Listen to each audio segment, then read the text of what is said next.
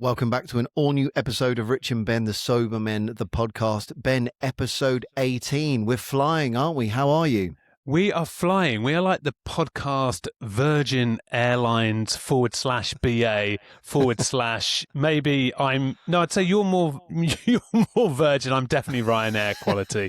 But yeah, we're flying. It's great. Isn't it episode 18 already? I'm loving it. I know, me too. Let's talk. We always talk about how our week's going. It's been a good week for me. And what's nice is the weather has started to pick up again, hasn't it? Because it was atrocious. Yeah. And I just want to ask your opinion on something. Where do you stand on weather reporters having to apologise to you? In the sense of, hear me out, in the sense of not apologising for the weather, because obviously there's nothing they can do about that. But if it was me, and this is what really frustrates me, I would stand there and before I gave my weather report, I would say, I just want to apologise for having to give you this news. The weather is going to be terrible. But I hate it when they stand there and they go, it's going to be rainy out there today. I'd take a cagoule. Yeah. I'd take an umbrella. I'm like, no, I want you to apologise because I need you to soften the blow. If you're going to ruin my day, I want an apology for sure. No, I'm with you on that one. But, you know, poor souls. There's like an infatuation, I think, with the British public and the weather forecast. And weather readers, isn't there? And I tell you what, I passed a guy yesterday. I don't know which weather forecast he was listening to. Like it was like muggy. It was like close. I think my mum used to word close. Yeah. It was like, it's close. It's close. It's close. It's going to be a storm. But you know, I live near Liverpool. I'm not in bloody Marbella. This guy was walking with his top off. Right. And I was like, mate, you're being a little bit previous there. It's not as if he was ripped, you know, the six pack. Like I thought, I've got a stepdad body. I think he's a dad, stepdad, uncle, everything. Because he was. There's a few little wobbly dobblies going on there. But I was like, mate, what? I was generally like, what are you thinking? So maybe he'd like, I don't know, was watching reruns of Michael Fish. You know, was it him? Was it Michael Fish who got the storms wrong back in the day? Yeah, it was 87, wasn't it? Yeah, and I mean, that's Fish. The thing in the UK that the mercury hits a solid 16 degrees and people are like, right, the vest is coming off. That's it. We got to make the most of it. I tried it once on a run when I was like back in probably my early 30s when I thought I was in like semi good shape, but looking back, I think they put it, whichever neighbourhood I was running in, they put out a search warrant for me because it was not a good look. And since then, no, I wouldn't wish that on anybody to see my my naked torso. So yeah, I was like, mate, like put your top on, jeez. I know, but the thing is, like, in sobriety we talk about searching for perfection, and you could never achieve it. You just have to get to a point where you make peace and you're happy. And I kind of like body image was always really, really important to me, and it still is. I still want to look half decent, but I'm so self-conscious. You know, I'm approaching 50, and I'm so self-conscious when I take my top off, and like, you know, I just don't want to be walking down the street and seeing people throw up in the bush because they can observe my torso walking down the street. Also, I think there's a time and place. Okay, if you're in the park, you know, but like it's when you see people in Sainsbury's with their tops off, and I'm like, dude, come on. Yeah, it's like, mate, I'm just about to touch those avocados myself. But it is, you're spot on. It's like there is definitely a time and a place. My goodness. Talking about the summer and jobs that you do in the summer, you know, previously on a couple of episodes ago, I was talking about jet washing, wasn't I? And how satisfying that is. I'll tell you what, it's my new favourite thing I found on TikTok. If anyone's on TikTok, as I'm sure a lot of people are, Boyle's jet washing, right? Just in the search bar, Boyle's jet washing. It's a young Scouse lad. And he stands there and he says, today I'm in wherever he is and I'm going to be doing this, this and this. And then it's like a time lapse of him doing, you know, all like block paving, roofs, like back gardens, all that kind of stuff. Mate, I could spend 45 minutes just watching video. And the videos are like 45 seconds long. And obviously you see what it looks like before, and then you see him get the jet wash in it. Then he puts the sort of some solution on it, and then he re-sands it. It's so satisfying, mate, seeing the end result. Boyle's jet washing. Honestly, take a look at it. I'm going to have a look. And he's up your way. He's up in the northwest. So yeah, you could get him round to do your front path. We'll have a jet wash off. Him and Rita. The funny, just back to the body, like, honestly, mate, it's really funny because if we do go away, like, I love not like more of an open water bob. I wouldn't say swim, but if there's water and it's safe to go in, Yeah. then I love a little bit of, lovely little ice cold dip. It really sort of wakes me up. I love it. But we went to Devon. It must have been probably about 3 years ago. And Rita like took a video and then she was watching it back and she looked at me and went, "You won't want to watch this." I was like, "Oh, all right, okay, yeah." And what I thought, I had a little bit of shoulder deafness. I just looked. Was it the Weebles? Like, I used to watch the Weebles as a kid. Like, Yeah. I just looked like barrel. Oh God! So yeah, just not good. But yeah, the jet wash guy sounds good. You know what I love on having a little look on the old Tickus Tockus is this is really nuts. But hey, I think you know me well enough by now, Rich, and the listeners are getting to know me. I'm a bit of an odd fish, but like earwax extraction. Oh, yeah. Oh mate. Yeah, satisfying. It's like satisfying. I mean, I'm a fan of Dr. Pimple Popper. It's like within the realms of that oddness. But yeah, that's my thing. Maybe there's a position, maybe that's my next thing in life. I'm going to be the jet washing ear extractor. Yeah, that's good. Yeah, well, we could do like maybe a one-man show. We've got the podcast as a duo. Maybe we could start a business, and the options on the list of the things they can do is you can have us come around, and whilst I'm jet washing the patio and resanding it, you could be extracting their earwax. I mean, it's quite a unique position to put oneself in, isn't it? In a business, I'm sure. Rich, sure that's not been done before. Rich, like the podcast, we're going to be flying. But I've had a good few days. We went away for the weekend. We caught up with family, which was just lovely. Yeah. But one thing that did sort of wind me up a little bit. It's nothing major at all, but in hotel tellies, like they'll have like a hold screen, so it's like usually like a hotel with a lake, and it's like, "Ooh, welcome to the Premier Inn," or whatever it is, wherever hotel this is. Yeah. And I'm just like, yeah, that's nice. Yeah, I just want to get to normal telly, and then the remote control won't work, and then when it does work, it's such a nightmare. I know. Just trying to get rid of this image off the screen. I don't want to see the room service menu. I just want to watch Celebrity Antiques Road Hunt. Yeah. Like just literally channels 1 to 4. That's all I want. And honestly, I was just like, and it was jamming, and I was just like, this. It was doing my absolute nut in. Like, I remember when I watched telly, the 1981 Cup final with my grandpa. I remember I think he was the first person I knew who had one of the first ever remote controls. It was just a box with a button. 1, 2, 3, 4. Simple. Yeah. So I want to bring that back because honestly, Rich, I was just like, oh man, I just want to watch telly. Jeez, come on. I'll tell you what, it's lucky that aside, it was a good weekend. It's lucky that the mini bar was clear, wasn't it? Because that kind of that's the kind of thing, like the frustration. We talk about mild frustrations with things, don't we? And it's I was always encouraged in early sobriety that if you have a resentment or a frustration, to get it out, not just sit there and just fucking whinge all the time. And I hope that people understand that it's all, majority of what we say is all tongue in cheek, isn't it? Yeah. But you've got to get those frustrations out, because sometimes those mini frustrations, they can build and they can sit with you, and then we know what the end result is to that. So I mean, I know, and it's so silly. Sounds like a silly thing with the TV remote, but those can manifest if you're not in a place where you feel protected and you're looking after yourself. Those kind of things go, oh fuck it, just let's crack. And also getting to a hotel and not rushing to the bar. Yes. Just sitting, my go-to is like a pot of tea. Yeah, yes, and then looking at all the people who I used to be like, they're in a hotel, the excitement, the buzz. They're getting on it, they're getting pissed, and it's just lovely. I was like exhausted from the journey, so cup of tea, please. And in contrast, coming back as well, not having to do the M6 so hungover. Just a sober M6 is such a far better experience on a Sunday.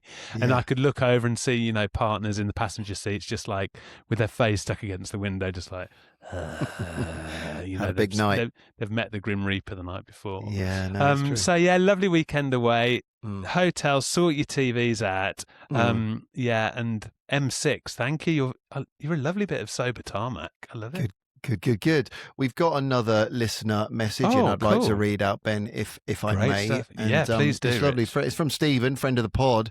Yeah. Just a little message I thought that I would read out because it's really lovely, as they all are when we read them. It says, "Hi Ben, hi Rich, great podcast as always.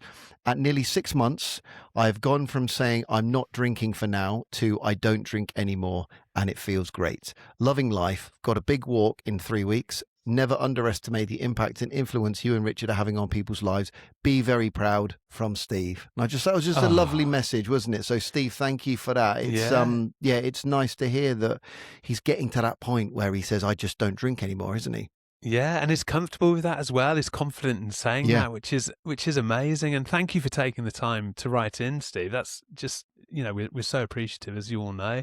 Yeah. And how lovely as well that, he's probably feeling mentally stronger and is taking on, I think it's a charity walk. I think he might have told us before that he's going to be doing, but how great is that? He's going to be helping himself, fresh air, I go on about it all the time. Get out in the fresh air, get your body moving, just breathe in some good air. It's helping himself, physically and mentally, but it's also helping others. So that's fantastic. And it's just, as I think you said, Rich, on episodes 15, 16, but it's lovely when people write back in because, one, you're following the pod and we love that. But also we love to hear how we let you know each week how we're doing, but to hear how you guys are doing and progressing is just fantastic. So, Steve, I reckon Steve must be like one of the original fully paid up members of the Sober Buzz squad. Do you? Yeah, I would say so. Yes, yeah, he does write in periodically, and it's always lovely to hear from him. So, Steve, good luck with the walk. Keep us updated on how the training for that is. Did you train for a walk? I mean, you train for a run. I suppose you train for a walk. You get yourself out early in the morning and get your steps in, I suppose. But Steve, keep us posted and good luck with it. Ben, should we move on to who's in the frame this week?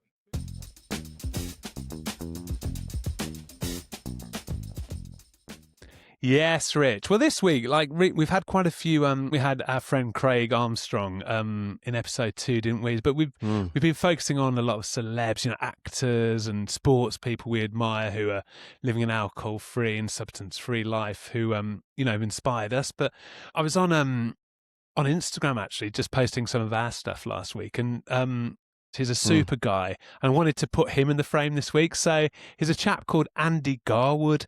Now I'm sure a lot of our listeners may have heard of him. He goes under the name Life Beyond Booze. So he's on Instagram. Please follow him. He's a super guy. It's life_beyond_booze. And Andy was one of those guys when I first became sober where I was looking for a bit of help. We mentioned, don't we, Rich, when you're starting out in your sobriety, just absorb as much as you can, even if you disagree with some of it. Yeah. Because it helps you really realise that, I'm not alone here. It's not just me. And, oh, my goodness, this guy, I can relate to this guy. And look how well he's doing. Yeah. And I got this with Andy. He was in the building trade. He's a dad of 4. He's now an alcohol-free and life coach. But his life, physically and mentally, has just transformed through his sobriety. It's absolutely inspiring. Please follow him. You'll see his before and after photos. You can see instantly the contrast in his energy levels. The lethargy's gone. He's got that drive, that spark. He's a brilliant dad.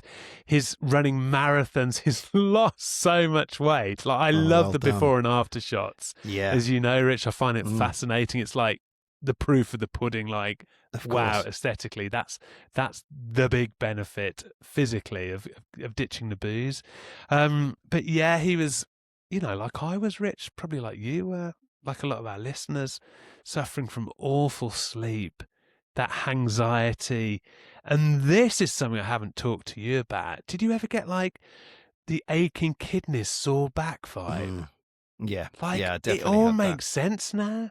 I was just I've tweaked something. It was because I was drinking too much. Yeah, hurts. So all of that for Andy has gone.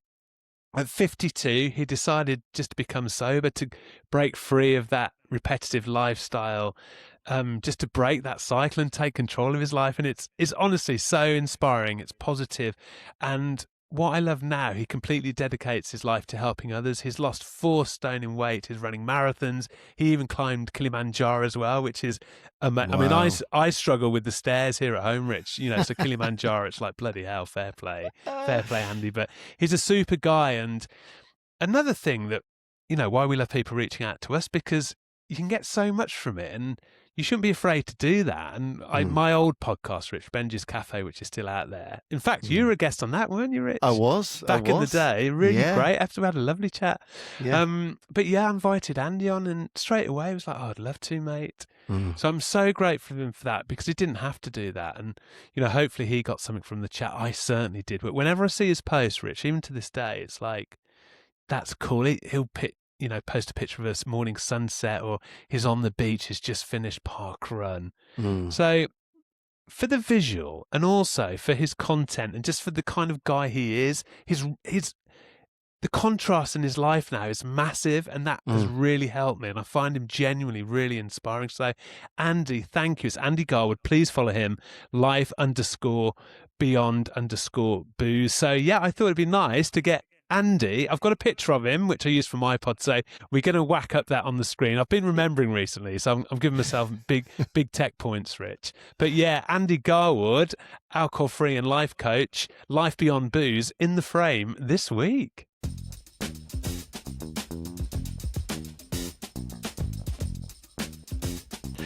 Big up to Andy. That's nice, because like you said, we often use celebrities and people that are in the public eye as inspirations and people to put in the frame, but it's nice to have someone that is an inspiration to you that people may have not discovered and now may discover. So yeah, big up Andy and Ben. What a great in the frame this week. That's wonderful.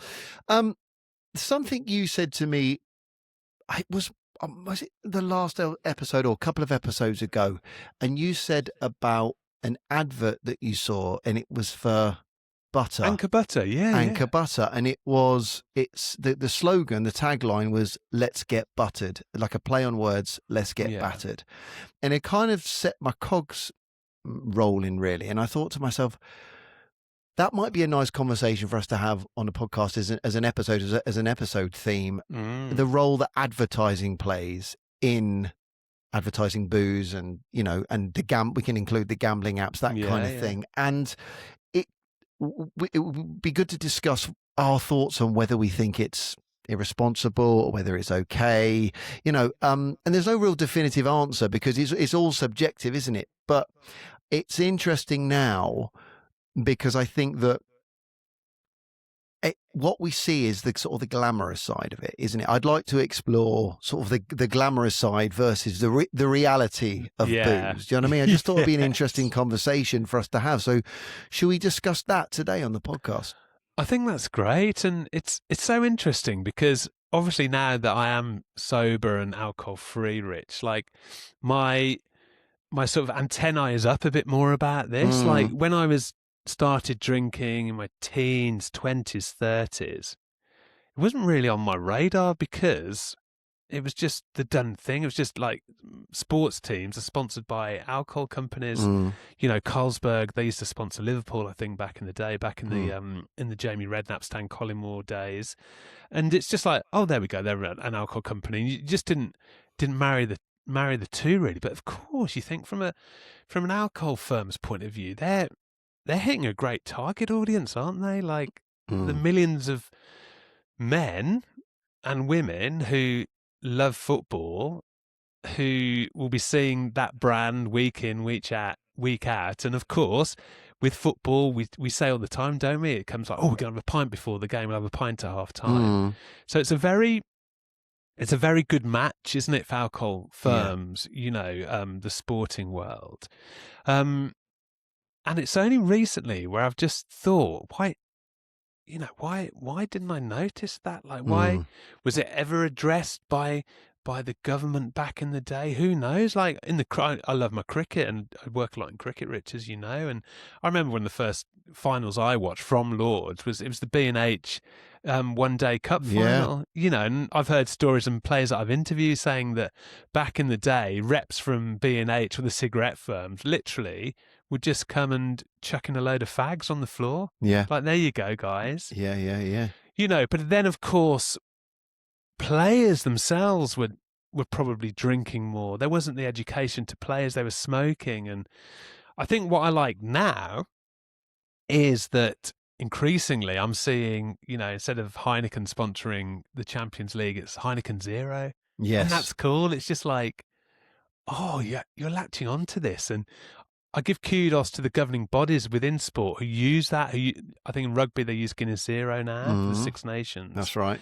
Because it's like they're finally in tune with kind of modern thinking on the perils and dangers of alcohol. It's so good to see, and it's almost like a little recognition for how we choose to live our life, isn't it? When you're watching something that you love, like we love our sport, we love our footy. So when you see Heineken 0.0 flying around the touchline, it's like, yes, like I'm being recognised. Yeah, and that's exciting. But yeah, for years, and it's tricky, isn't it? Because obviously, these alcohol brands are paying a lot to have their brand on these teams, and that leads to the argument, of course, doesn't it, Rich, of are clubs or individuals wrong to take that money? So it's a really interesting open discussion. Like where does the responsibility lie? It's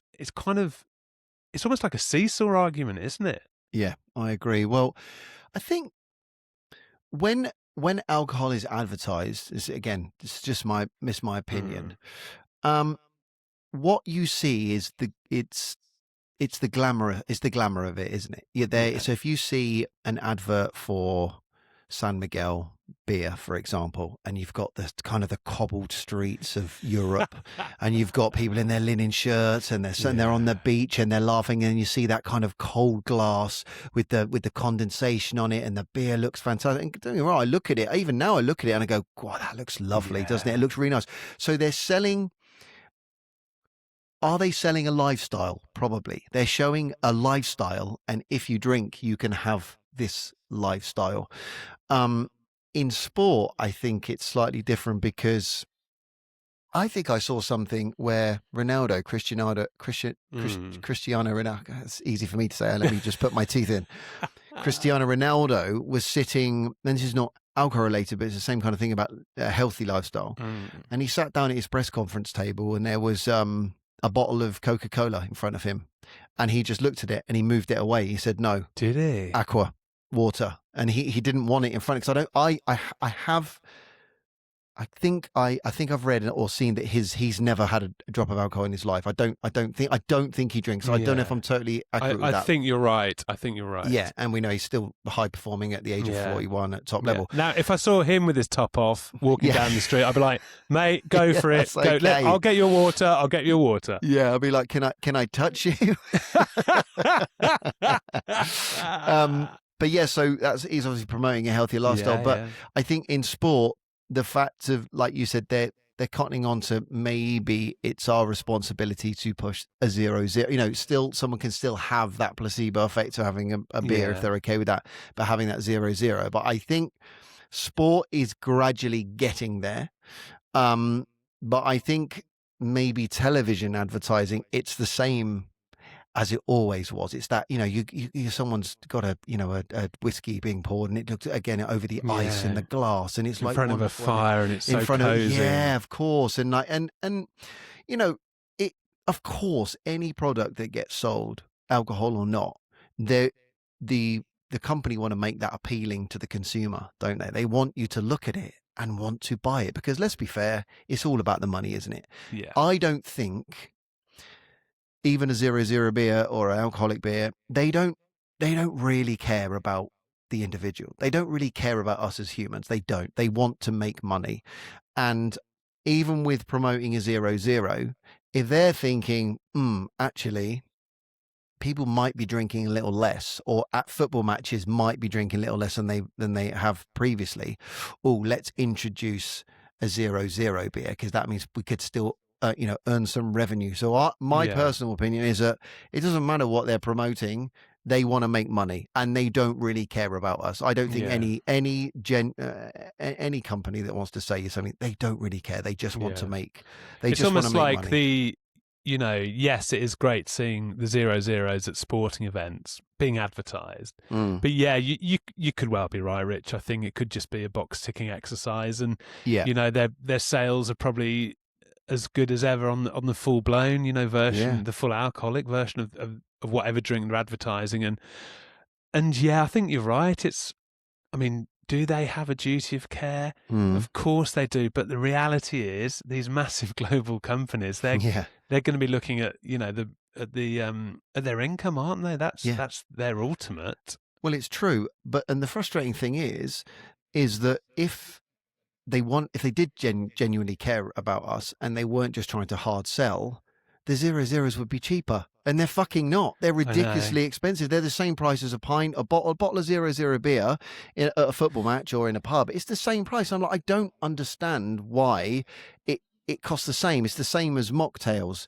You go out and you have a mocktail, and it's 9 quid, 10 quid. It's crazy, fucking fruit juice that you've just mixed together. There's no alcohol in it. There's no way, you're not taxing the alcohol. Like, it's frustrating. So that's why I get a bit frosty when it comes to them. Oh no, look, they're seeing that, it's a healthier lifestyle that people want to live. Well, you're still charging us for that healthier lifestyle. So make it more appealing. I have a question. Do you think if alcohol was invented today, that it would be marketed and advertised the same as it is now? Because no, my opinion, I don't think it would be allowed to have the scope or the exposure. Just they've curfewed, the advertising of cigarettes, haven't they? They put those horrific pictures on packets of cigarettes. Rich, when I was pissed, I used to smoke, didn't I? And just even looking at those pictures it wouldn't deter me, because it was just like, well, I do know that what harm could come to me, but I'm pissed. I want a cigarette. So even though people are aware of the dangers of alcohol, they're still, if they're addicted or like a drink, they're still going to drink, aren't they? But no, of course not. Like, the research now available into the dangers of alcohol and its effects on people mentally and physically, aesthetically. No, it couldn't be. Like, who in their right mind would pass that, would allow that exposure if they knew how harmful it was? And just going back quickly to, that's a really interesting point you made, Rich, about the price of alcohol-free, beer. I'm seeing it more at sporting events, like physically when I'm working at the cricket. Like, I genuinely was like, oh my God, they're selling Lucky Saint at the cricket on draft. They're selling San Miguel Zero. Like, it's almost like it felt weirdly groundbreaking. Like, how great is that? But then you look up at the board and it's the same price as a full pint. And at Lord's, that's like it might even be like $7.50 a pint. It's like ridiculous, but yeah, there's no. I tell you what, if they did allow, if they knew about the perils of alcohol now, they would allow, the government they would just allow adverts that showed the reality of its effects. Like you said at the head of the episode. Arguments, all that kind of stuff. Yeah, instead of like you and I in our linens and Hawaiian shirts in, I'd wear an espadrille, you'd go Birkenstock. Sipping a cold San Miguel, eating a nice lazy Italian lunch, in Capri or wherever. It would be, me waking up in my cabin, rancid, eyes looking like something from Fraggle Rock, with the shame, the dehydrated piss, as I've talked about, and just going, instead of walking off into the sunset with a beautiful girl on a horse or something, both of us on a horse, what the hell? It's, it'd just be a fade out of me rotting in my cabin for 2 days. Yeah, with a kebab halfway down your face. Yeah. Yeah, it's crazy. It's so glamorized, isn't it? Yeah, it is. And listen, I understand it.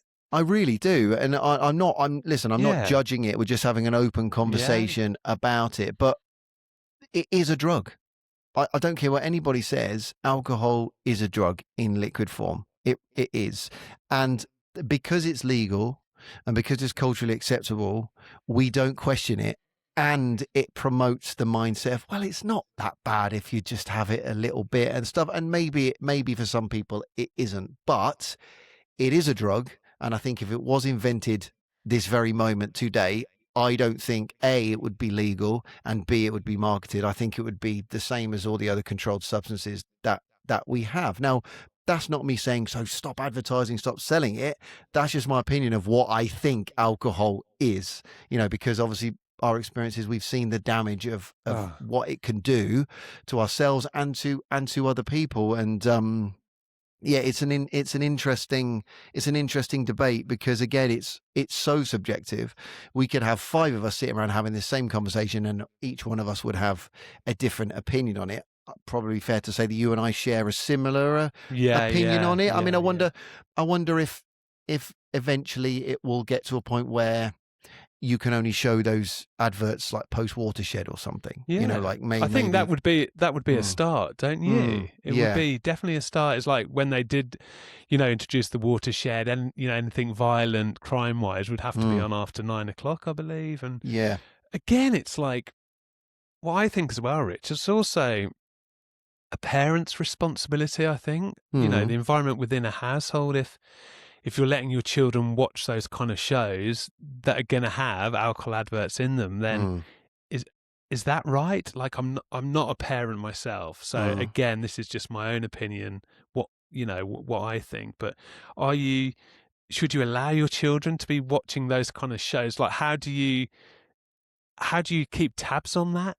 How do you keep tabs on what's going to pop up on a child's laptop, whatever they're watching? That's why the introduction of, the social media ban for under 16s, the introduction of that is really great, because at least it's kind of starting to curtail, what they might be partial to seeing, when the parents aren't there to monitor what the children are watching. But I remember as a child, thinking, do you remember the Carling Black Label? Can't resist it. Yes, I do. I loved it. I loved that advert. Yeah. Because it was just like comedy. It was 2 great comedians, Steve Frost and I can't remember the other guy. Mark, somebody, really good actor actually, and Steve Frost was a great stand-up comedian. And then, the Hofmeister ad, follow the bear. And, as a youngster, the Bud one, what's that? Or that, remember that one? Yeah, I still do that. that. Yeah. I'm so bloody dated, but I love it. And it's kind of like, it is like, I enjoyed those because they were comedic. Like, not once did I think, they're alcohol related, and because I just didn't know. I didn't have the education about alcohol. And the good thing is, children do these days. Say children, but young teenagers. We say all the time, don't we? There's a definite shift in drinking mood within that kind of age group, within that culture. But I honestly think that parents have a responsibility. But it is very difficult when it's marketed so beautifully. And then, because obviously, as we said, just possibly post watershed, that kind of thing. But if there's no nudity in it, if there's no swearing in it, if there's no violence in it, and it's just someone having a drink, like, how can you regulate your kids' emotions to go, what? It looks fine. You can't sit them down and after watching 30 seconds of a Carling Black Label advert and go, I want to talk to you about the dangers of alcohol for 45 minutes, which we could easily do. It's kind of, it's a very, very difficult one. And I think you're right. I think that, education from your parents, and also, kids observing what they're seeing at home when it comes to drinking and alcohol, as opposed to being what, it's always like, don't do as I do, do as I say kind of thing. Doesn't always work, does it? But that's a good point, Rich, because I think if children are made wary within the home environment of the dangers of it, and, then that's a great starting point, isn't it? It is, but the dangers of it are huge if you're not responsible. Now, if you grow up in a family where drinking isn't an issue, and dad might have half a lager on his birthday and at Christmas, and then mum might have a glass of rosé here and there, and that's it. There's no heavy drinking in the house. You're not exposed to alcohol regularly. There's not an alcohol cabinet, etc., etc. You kind of then go, it's difficult to then explain to a kid when they see an advert on television, could be actually quite bad for you. But like, well, my experience of that is not. It's just a social thing. So it's changing that mindset, which I don't think we ever will. I think it's a very difficult one, and I think it's finding a balance between, is this okay to advertise, and how to advertise, as well as showing the dangers.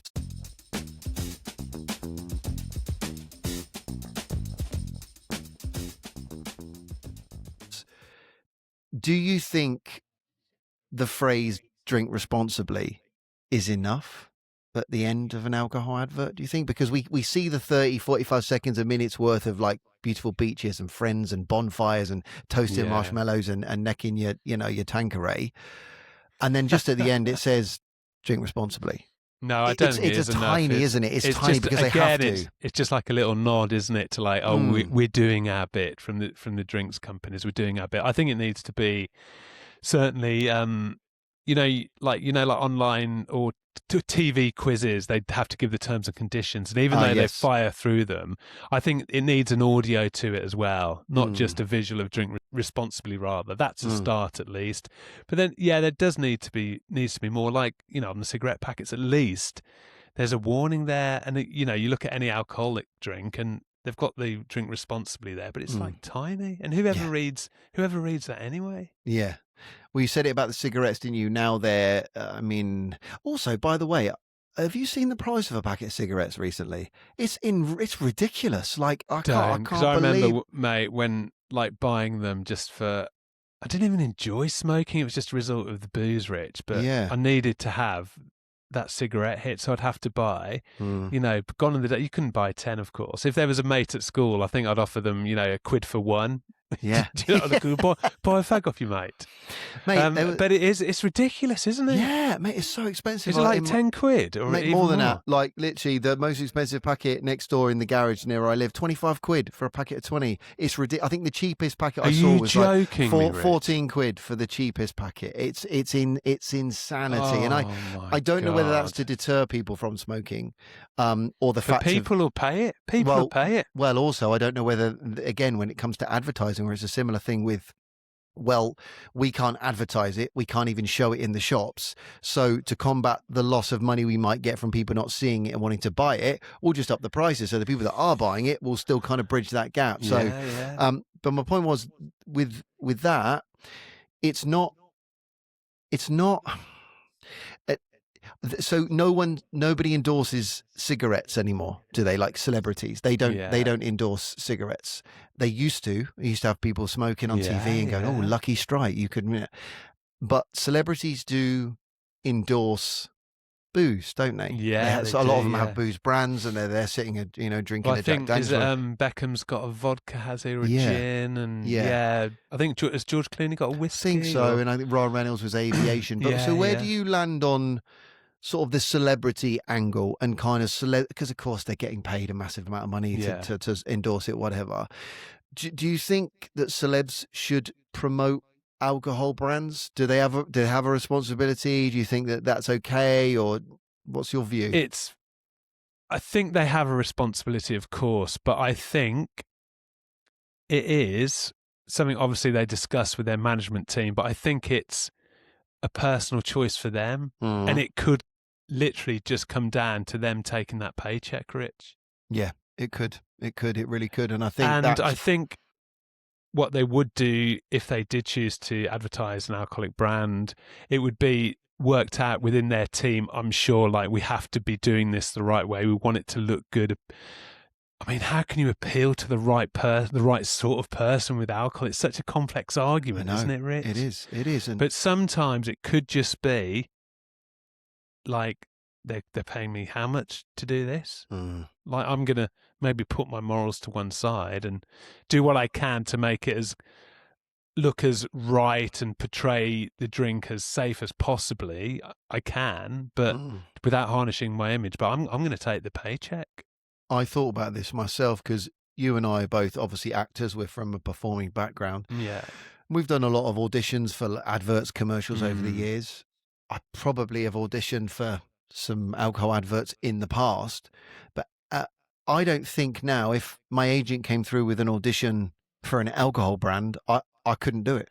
I wouldn't I wouldn't accept the audition. I'd have to say I have to step aside from that because I can't. I've done that, Rich. Yeah, I've done it. you? I think I did it last year. Yeah, right. And I was really proud of myself. Well done. Because obviously, like, advert money can potentially be quite good, and as a jobbing actor, it's like, oh God, hallelujah, I can breathe for a little bit. But yeah, I mean, how could I? Yeah, exactly. How could I? It's like, the money's great, but it just go against everything that that I believed in, and that I'm exploring, that I'm enjoying, that has made me happy.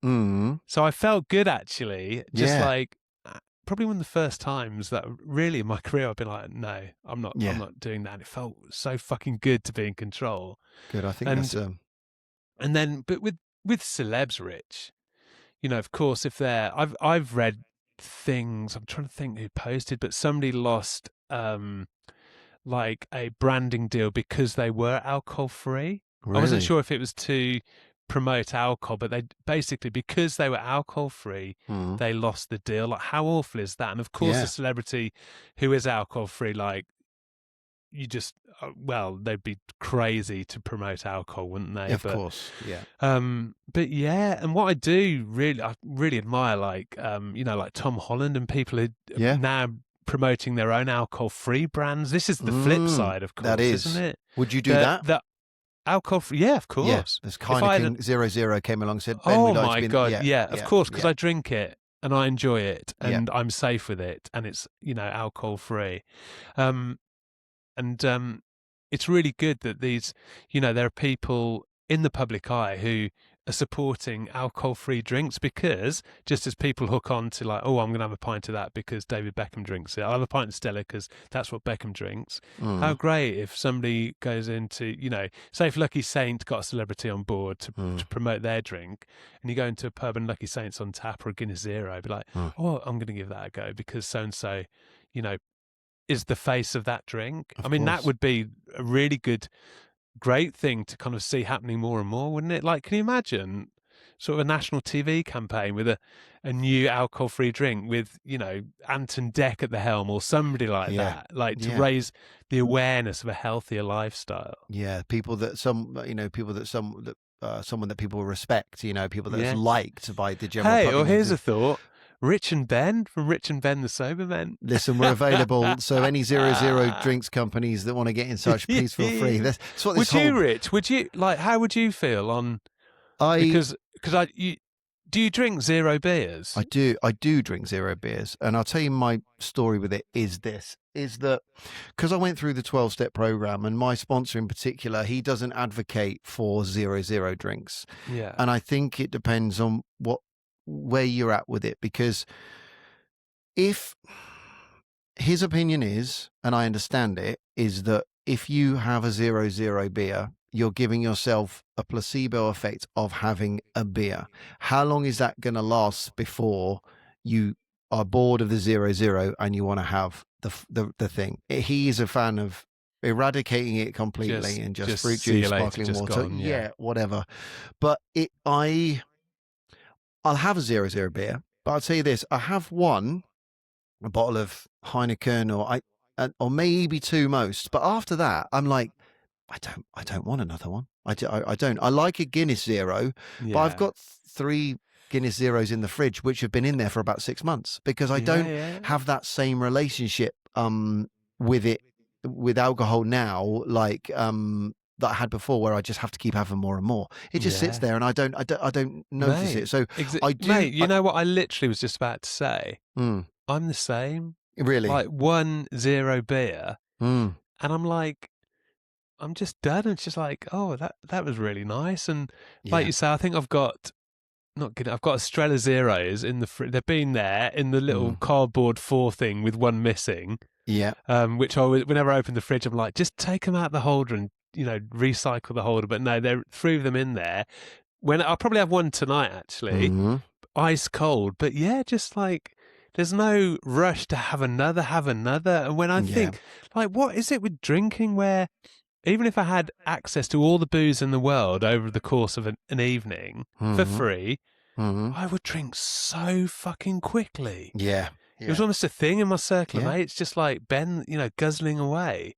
Yeah. What is all that all about? It was just like one after the other. But now 1 0 beer, likewise, Rich, and it's like, that's good. How nice. Yeah, it's really nice, and that's where 0 beer advertising does work on me, because if I see, Erding have now got a 00, I'll try that. Yes, do you know what I mean? Because I guess I'm looking for the alternatives. Yeah. Exactly. So whereas before I was looking, I didn't care about what's being advertised on television. I was just like, well, I'll go to the pub or the off-eat or whatever's the cheapest. You know what I mean? What's on offer.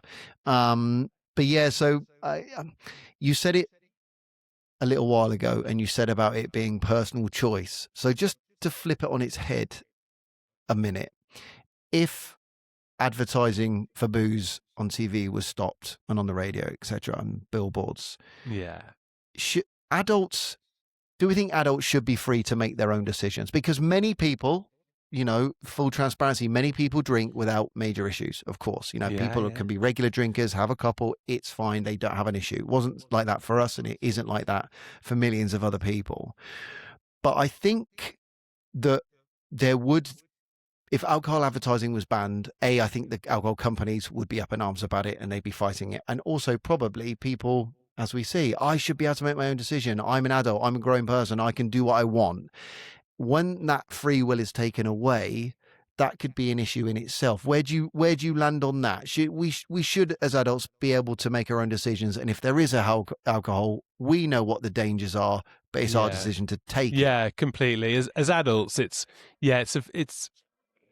your freedom, isn't it? It's kind of like it's up to you as an individual. And if people are safe drinkers and they like a drink, and that's their reward at the end of a week or the end of a hard day at work. And for me, I thought I could cope with that. Of course I couldn't. It just escalated and escalated. But there, of course, as there are millions who have given up alcohol, who aware of a problem. There are a lot of people who don't think they've got a problem, who are just love a drink and are fine with that. They don't have, the mental disintegration after drinking, the anxiety or the shame. They're just fine with that. And I honestly think, like with smokers as well, the advertising has stopped, but people still smoke. Yeah. And I think it'd be that section of drinkers, they would just carry on because they've probably drunk the same pint for years and years and years. They've probably loved the same red or white for years and years and years. They would still drink. And I'm not actually sure if there'd be much uproar amongst the majority of the public, if I'm being really honest, who are safe with drinking, because why would it affect them? Because they can still get their favourite drink and they can still go to pubs, they can still go to bars. And, would it really affect their lifestyle? It might be the same little, media buzz, like when they banned smoking from inside. People were like, oh God, how am I going to cope? I can't have a cigarette inside. And actually it became, a lot of smokers I know quite enjoy it because they have their own little, another little social patch outside the pub. That's right. There's always a little group of people, conversing over a fag. So I think that, again, just my opinion, I think if, alcohol advertising was banned on television or certainly minimised, it really wouldn't affect the average drinker that much at all, because they can still find alcohol, they're still going to drink, and they're probably going to be drinking the same drink, until the day they die. Even if it went as extreme as it did with smoking, where suddenly all alcohol was removed from the shelves, you couldn't see it, you had to ask for it, you couldn't get it in the supermarket unless you asked for it. You think it would still? I get you. Then there would be difficulties. There would be. You can imagine, can't you, on a busy bank holiday weekend in Tesco or wherever, if people can't get their alcohol quickly, it's gonna, it would kick off. I mean, it's bad enough with the toilet rolls in COVID, wasn't it? Well, on a serious point. Yeah, toilet rolls and pasta, wasn't it? Yeah. I think if you romanticize about alcohol advertising, and I think of, that old man there, he's having a nice little gin and tonic, and look at him, bless him, he's earned that, he's had a hard life, it's the fruits of his labour, that's fine. But then the reverse of that is driving home late from work one night and you're going through a high street and you're seeing everyone fucking fighting and drunk and arguing and smashing glasses. And you're like, that's the reality that we're faced with every Saturday night in most towns and cities around the country. It isn't the romanticized version of, sitting around having a glass of wine at a barbecue with your close family. It's the reality is, and I would say the majority is what we see on a Saturday night. And I think if there's a way of curtailing that to a degree, I don't know whether that would work with curtailing the advertising, whether that would change those behaviors. Because I don't like that. It makes me feel uneasy. I don't, even though I'm not going out in high streets and pubs and bars and late night on a Saturday night anymore. If I'm driving home and have to go through that area, I'm worried about my car. I've never, even in my drinking days, Rich, never enjoyed the threat of violence. I've never punched. I've never been violent. And again, like the feel of it, witnessing it is horrible. It's like really unsettling to me. But it's so interesting what you say there, Rich, about the reality of, the high street as opposed to the advertising, the reality of people fighting, couples arguing, blokes being sick in the gutter outside the pub and all that kind of thing. And I was thinking of that beer on the beach scenario. There's probably only been like 1 or 2 times in my life where I've been on a beach and actually enjoyed it, had a couple of beers, feeling good about myself, about the environment, about the sun on my face, without consequence. Every other time, it started off like with the glow of the advertising, Ben. But 99% of the time, I'd either wake up with a hangover or sunstroke. Yeah. Just feeling shit. Or both. that is the reality. Yeah. I remember I lost a whole day of a holiday, 10, 15 years ago. And again, it's that romantic version of myself that could never cope with alcohol. Like, I would love to be the old guy who'd enjoy a few beers and be fine. But that just wasn't me, Rich. Yeah. I wanted it to be me. I thought it could be me, but it wasn't. It just, that booze led to so much heartache and unhappiness. And, I lost a whole day on holiday because I thought it was like cool to drink gin and Fanta Limon. But it was like it was an all-inclusive holiday. So let's just go for it. Yeah. Woke up with the most horrific hangover and sunstroke. I was sick as a dog. And so for me, probably for you as well, I'm just not the guy and never will be. And there'll be people listening who never will be that guy in the advert with the head to toe in linen, sipping an ice cold San Miguel without any consequence, because mine always ended in fucking disaster.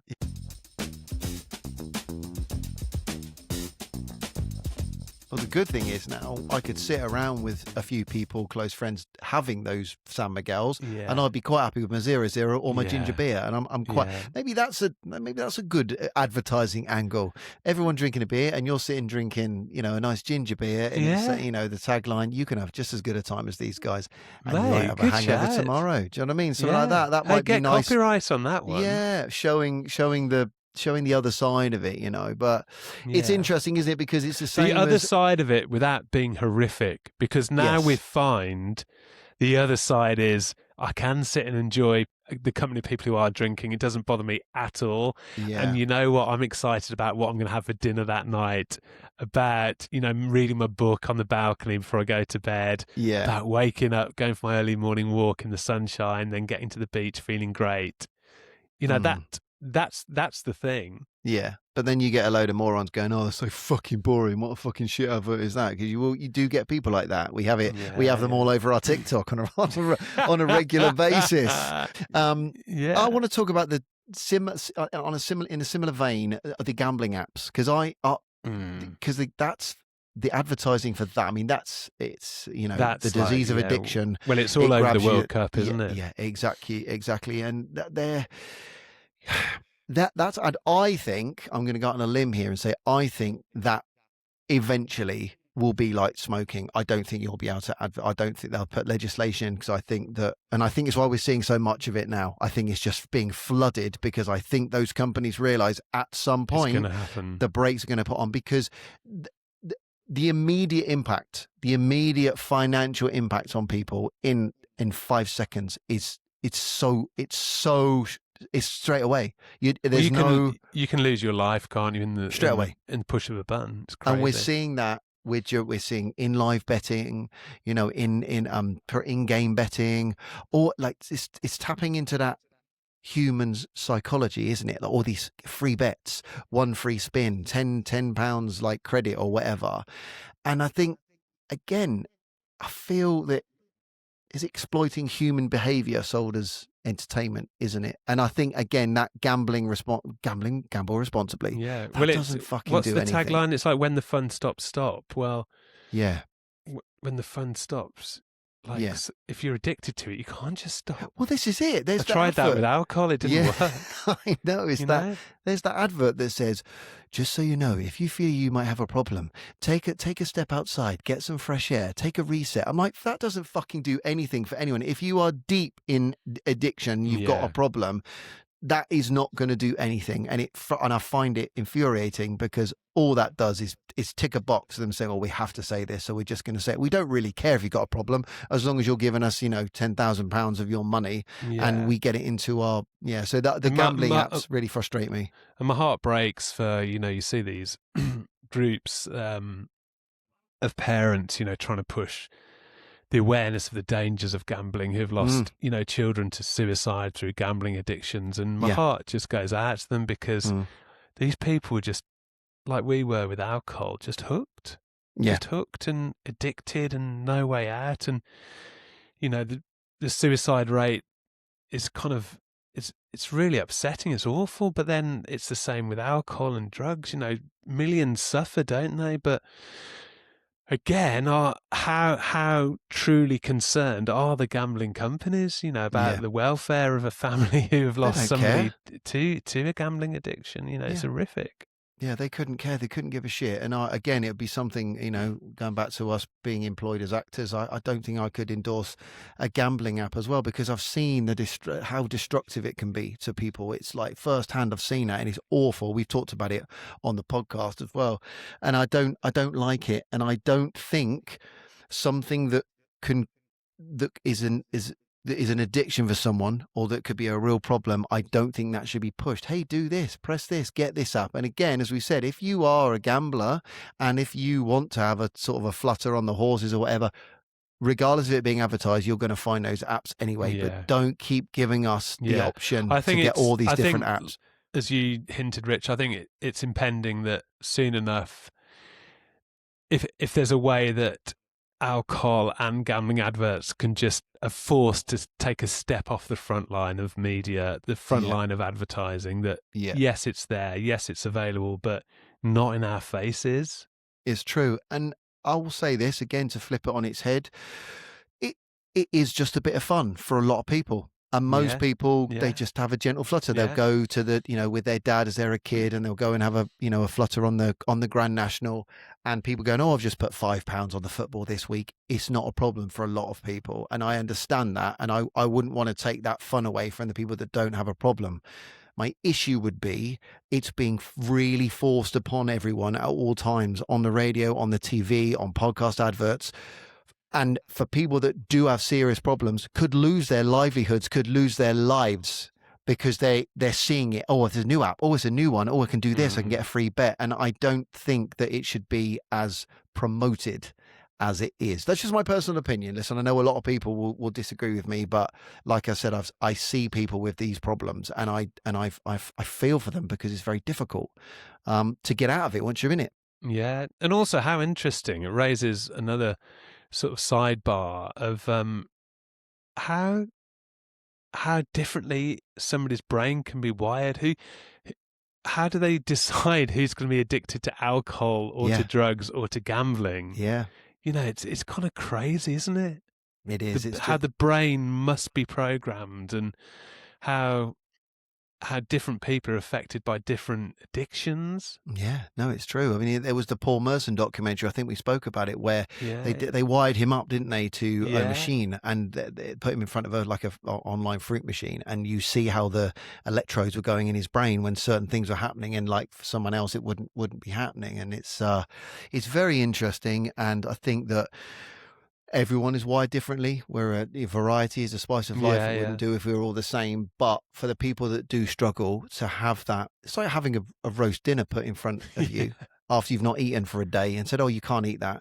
Well, it's right in front of me. I'm going to want to eat it. It's the same kind of thing. That's how I look at it anyway. And it's, but I mean, the thing is, if alcohol was regulated in the advertising world, in the advertising space, if gambling was as well, where do you draw the line then? Because obviously we've got fast food, we've got sugary drinks, social media, where it's a minefield, isn't it? It really is. It's not something that can be just, oh, let's stop it. It's maybe needs to be diluted a little bit. Yeah, I think the dilution comes first. Yeah. Yeah, I think you're right. I think it does. And then just like we find where we sit. Yeah. I mean, now that we're sober, Ben, do you think it's just that we see things just differently? Do you think that because we didn't have a problem with it before, are we just looking at it through a different lens now? And do you think it's okay, but we're just seeing it differently? Perhaps, Rich, but the way I see it is this is not a conversation that I ever would have had before when I was drinking. So I think that it's given us the confidence to talk about it, to opinionize about it, and that's something I never would have done. So I'm actually really grateful of the chat. Yeah, no, it's good. It's a really good conversation to have, and it's open ended because I go through phases of going, I'm sure it's fine, and then I go, no, this is really angering me because, as I said, we see people that struggle with these problems. But yeah, I just thought it was something that would be good to discuss on the podcast. And if for anyone listening, please, it would be lovely to hear from you guys and see what you think. Your opinions on sort of alcohol advertising and gambling advertising, those kind of things. Let us know. We would really be interested to hear from you. At the sobermenpod@gmail.com. You can write in or drop us a DM at the sobermenpod on Instagram or TikTok. Ben, as always, when we talk for so long, we get a little bit thirsty, don't we? A little bit parched. Come on then. So it's time, it feels like, for a drink of the week.